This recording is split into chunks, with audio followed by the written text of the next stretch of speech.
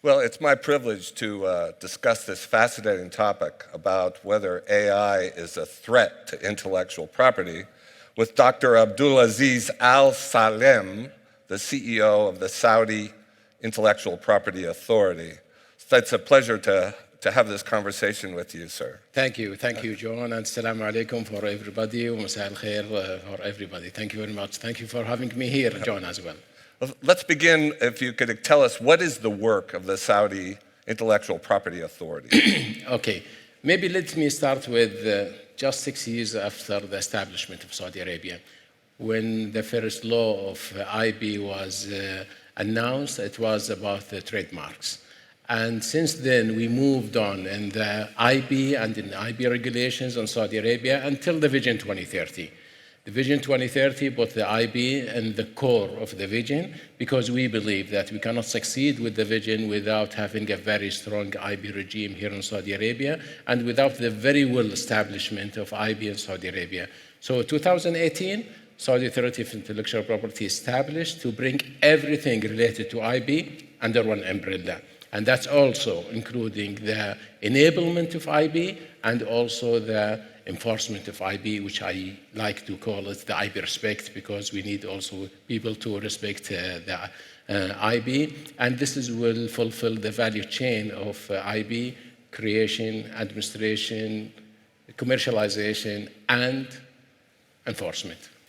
Well, let's talk about AI and whether it's a threat to intellectual property or traditional concepts of intellectual property, patents, trade secrets and the like, and how they fit together.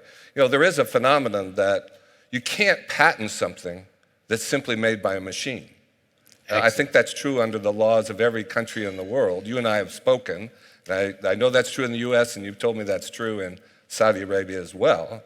But we also know that intellectual property is inventing things all the time, discovering new molecules, new industrial processes and the like.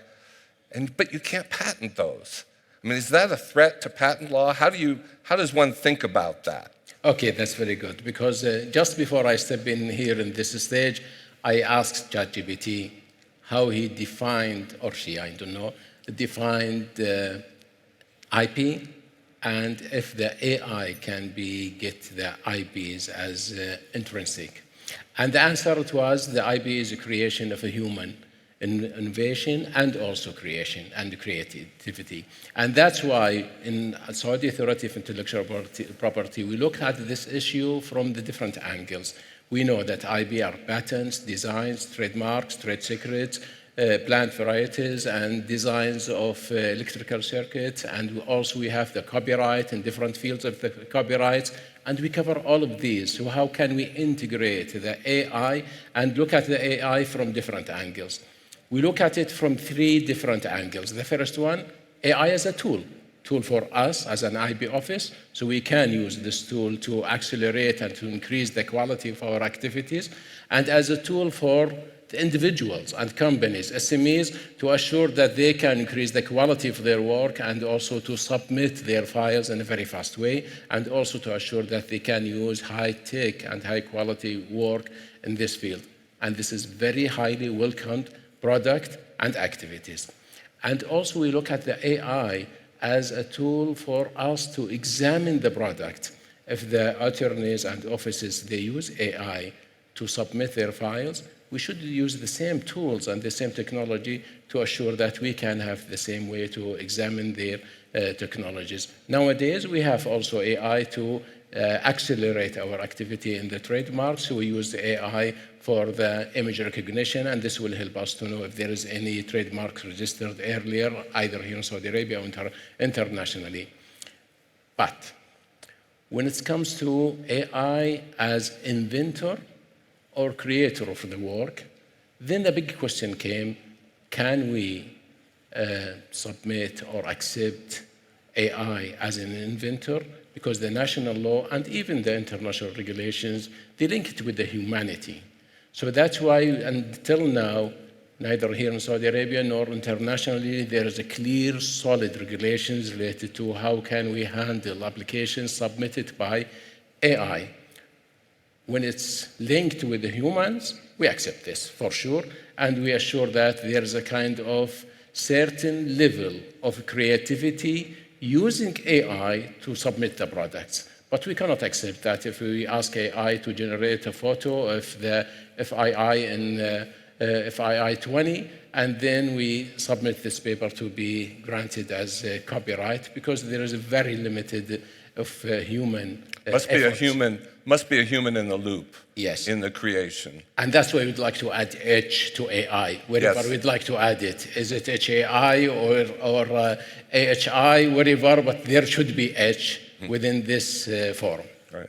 I mean, do you think in that sense that AI poses a threat to traditional concepts of intellectual property? If AI is inventing things, including literary things which can't be copyrighted, they can't be patented, what does that mean for traditional concepts?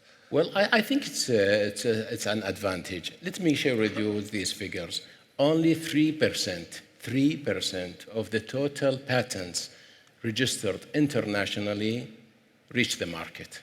So all the technology we see here in this hall and internationally and within our houses, healthcare, it's just 3% of the patents registered internationally. And unfortunately, 50% of the patents registered reach the expiry date prematurity because they decided to stop paying for the maintenance fees because there is no value of their patents. So we believe that AI will increase this room of moving the patents to the commercialized area because there will be new ways, new methodology, new ideas. And this will help us as well, using AI to also solve the dilemma between patentability and novelty. So sometimes there is a very narrow line between patentability and novelty, and maybe AI can help to narrow the gap between these two. I know under the laws of the US, and I believe under the Saudi laws, as you've described them to me, you cannot patent a general idea. That's right. You cannot patent an algorithm or a mathematical technique. But a lot of AI systems, that's exactly what they're built on. So we have this situation where trillions of dollars are being invested in AI, creating enormous value, large language models, and the sort of backbone for AI machines. But if there are just algorithms and mathematical techniques, they can't be protected as patents. That's right. And that's why I believe AI will shift the pattern. Because most of the large companies and SMEs as well, they look at the IP as a patent. But I believe AI will shift the pattern a little bit. There will be wider room for trade secrets because this will go throughout the trade secret, which is part of IP as well. And there will be another part will go to the designs because this also might be protected throughout the different regulations. So what AI will do, it will help also to widen the range of IPs. It's not only patents, but it will shift this internationally. Another advantage of AI, which I look at, that most of the knowledge generated internationally throughout the patent applications, it's a kind of trade, and we already discussed this. It's a kind of trade. If they would like to have this kind of protection, they have to submit the data so the community, they can use the data to develop more inventions. It's a trade-off. You get a monopoly, but you must disclose to the world your invention. That's right. So AI will help as well to have this kind of balance.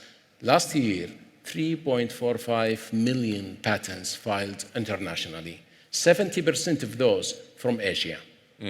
And even the other part of it, the 40% submitted to the US and European office, most of it came from outside the countries.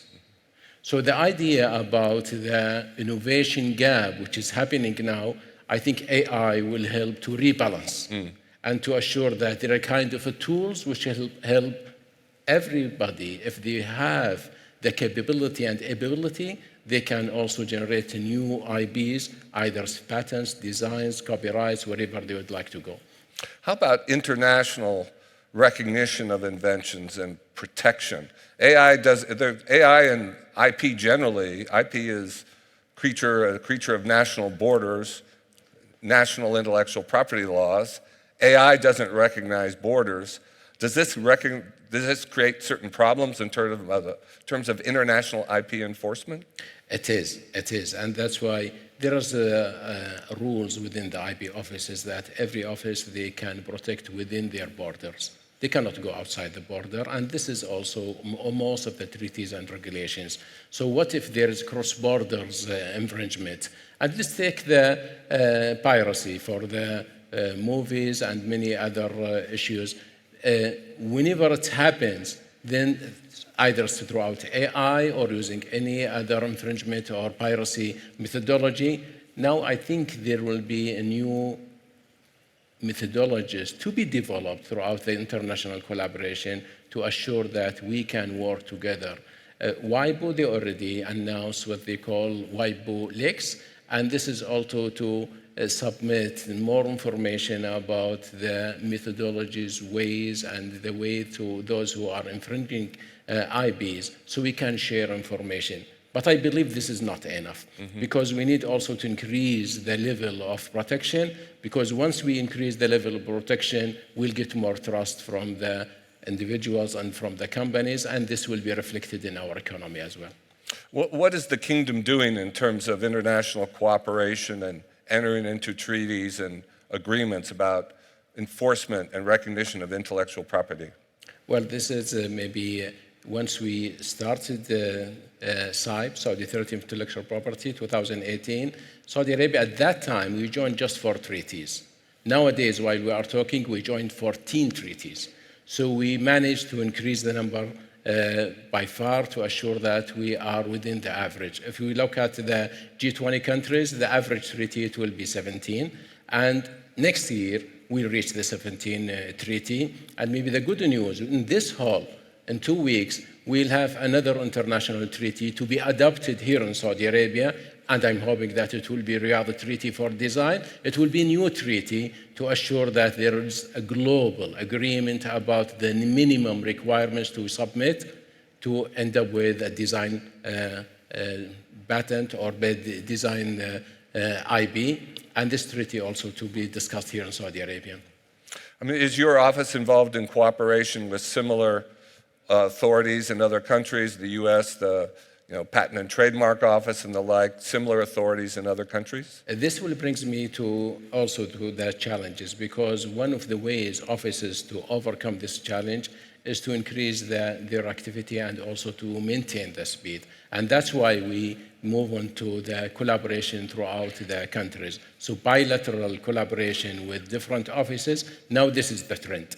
The trend is to sign agreement with bilateral activity with different offices so we can share reports, we can share information, we can exchange data, and this will help to accelerate our work. The main challenge for IB offices is to assure that they can maintain a very high speed, because we expect also more wave of applications to come using AI, and at the same time is to increase the quality of our work. We cannot do this alone. We should do this throughout different collaboration, bilateral collaboration.